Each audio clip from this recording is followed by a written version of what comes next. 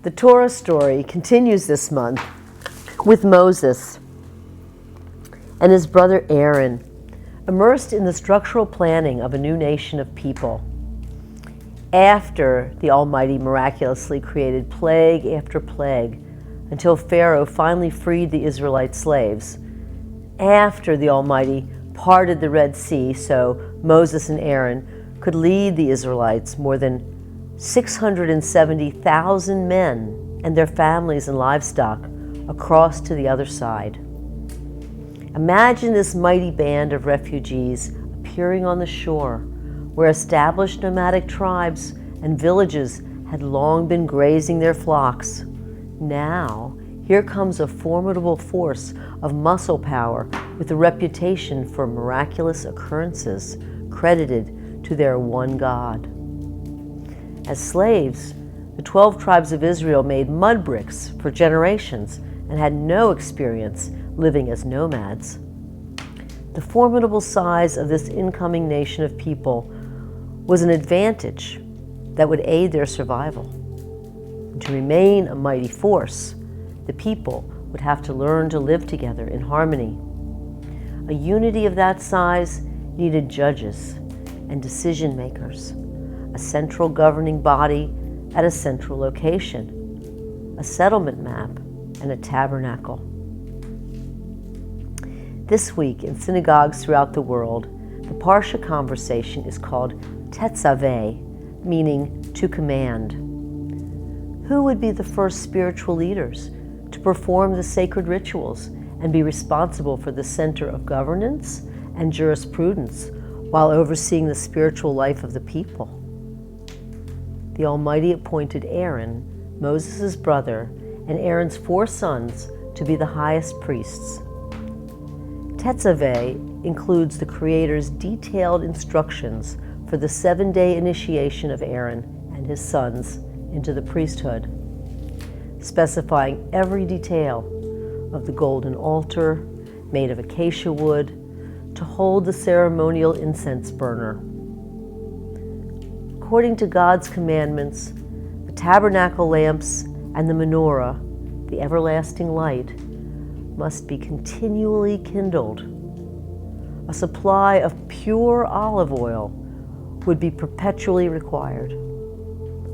Cultivating olive trees would be in the plan. What would motivate the 12 tribes, hundreds of thousands of families, to gladly agree to provide this oil for the temple? To be protected within this vast new nation, in a new world, all families would be expected to pitch in. The Parsha then launches into exquisite detail, naming the garments and accessories required for all higher and lower priests.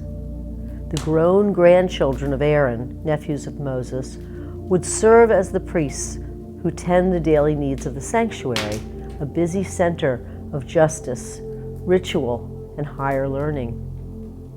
According to God's instructions, priests were required to wear a full-length linen tunic, linen breeches, and a linen turban with a long sash.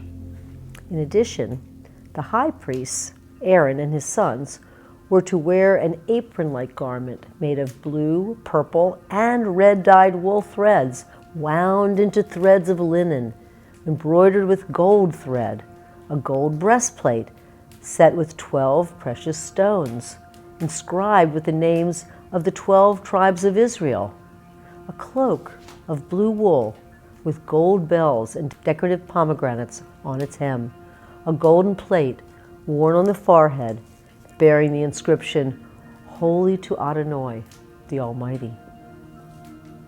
Descriptions of this apparel, gifted to Moses by Adonai, demanded elaborate, expensive offerings from the community. This seems like a giant challenge for these recently displaced people, growers of flax for linen, shepherds and spinners of wool, weavers, makers of fabric dyes, metalsmiths, jewelers, embroiderers would all be required. Over 40 verses of this Torah portion are used to describe the required fashion of the priests. We all know that it's what's inside that really counts. Why so much attention to the appearance of the priests? Well, what we wear and how we look speaks volumes about who we are and what we represent. Our spiritual leader's appearance reflects a reverence for tradition and expresses commitment, devotion, and respect for order in the community. Distinguishing the spiritual leaders with special apparel would contribute to the glue of a nation by identifying the leaders and honoring the implicit trust in the highest possible good expected of all priests. Explicit instructions from the Almighty in the creation of the tabernacle, the altar objects, and the special garments demanded a wide range of mixed materials, bringing together the special abilities and talents of those capably skilled to create this holy environment would take abundant creative energy and be the pride of all families involved. All the tribes would be represented in furnishing the spiritual center of this new nation. A complex and demanding public works initiative sponsored by the community would be remembered from generation to generation and strengthen the core of spiritual life. In the temple of my family for 5 generations, Baltimore Hebrew congregation, in the late 40s, my maternal grandmother joined the sisterhood in a needlepoint circle to create an exquisite 20-foot tapestry designed by artist and temple member Amelie Rothschild. Over 70 years later, in the main sanctuary, the tapestry covering the Ark of the Covenant is still the focal point of the congregation and the backdrop of all ceremonial activity. Grandma Sidonia told us that she was responsible for needle-pointing the symbols representing manna, the food provided by the Almighty for the freed Israelite refugees.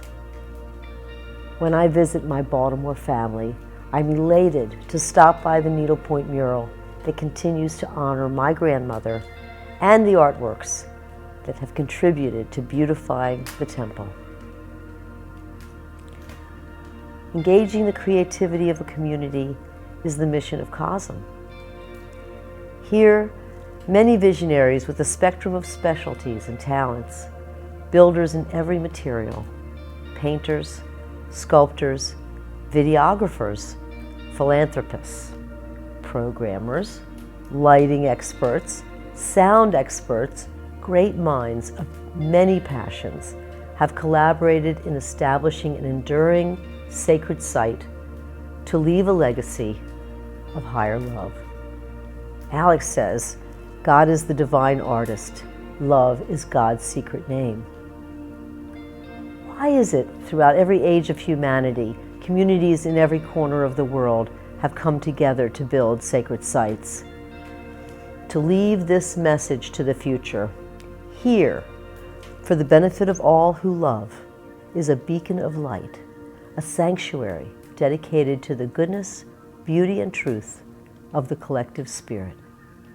We can get along, and we can make something beautiful together.